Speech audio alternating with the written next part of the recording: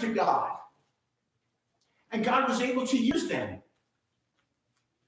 Now, we heard about Daniel Wednesday night, right? Beautiful story of Daniel. And I wanted to just mention something that I forgot to say Wednesday night. So Daniel and the 3 Hebrew boys, those stories we know very well. What happened was that God allowed the people of Israel to be overtaken by Babylon. And many of them, thousands of them, hundreds of thousands of them, were taken into captivity, into Babylon. And God said, you're going to stay there for 70 years. And after the 70 years are done, I will call you to come back home to Israel. Why would God do that? Why would God let them be overwhelmed? The Bible is filled with God's deliverance and his rescuing of his people, right? Why would he allow them to become taken in captivity? Well, there were 2 reasons. One was to teach them a great lesson, because they had left their first love.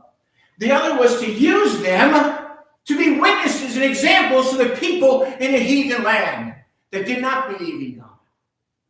That's what the church today, the purpose of the church today. If we believe in God and we love him and we are called according to his purpose, he will work everything out for us. But we have to do our part. Our part is to testify of him. Our part is to try to bring people in, is to tell people of the good news of the gospel.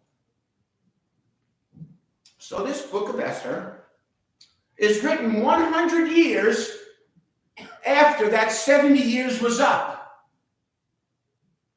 And the Persian Empire, which Esther and Mordecai are now in, and the Medes, they took over Babylon. They defeated Babylon, and they took all those Jews into captivity in Persia. And that's where we find Esther and Mordecai. Esther's mother and father were dead, so her uncle Mordecai raised her as his own daughter. And they were living under this king, Ahasuerus. This king was not a God-fearing king. He was a drunkard and a fool. And yet he was over the kingdom, over so many, 127 something provinces or whatever. The Persians conquered much land. And this king was so taken up with himself that he would have these banquets, these huge parties, to promote his own self. And one of them lasted for 187 days. That's 6 months. 6 months. Imagine having a party for 6 months. And towards the end of it, he was drunk and he was just out of his mind. And he called for Vashti, his queen, to come. And he wanted to show her off before the people at this banquet. And she refused. And he got very upset with her. Because the king is the king, and you do whatever the king says. So he said, you're no longer going to be the queen. She was punished.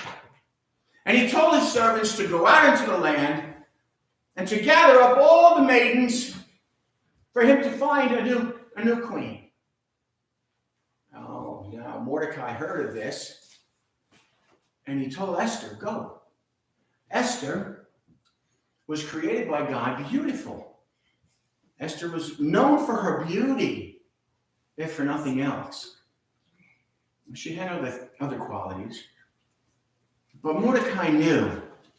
You see, it was still a great risk, though, because in those days, if the king would call, all these people to come in, and then he didn't choose you, then you would just be in as far as the women, they would just be in his harem. They would become slaves to the king.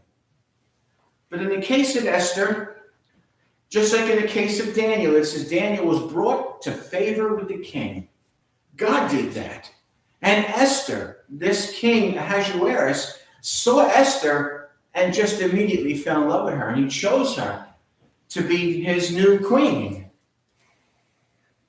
And Mordecai, her uncle, was left. She was taken into the palace. But Mordecai was left outside the palace. And there was another man, as there always is, just like those princes and those presidents that tried to destroy Daniel. There was a man called Haman, who was promoted to the second in command of the king.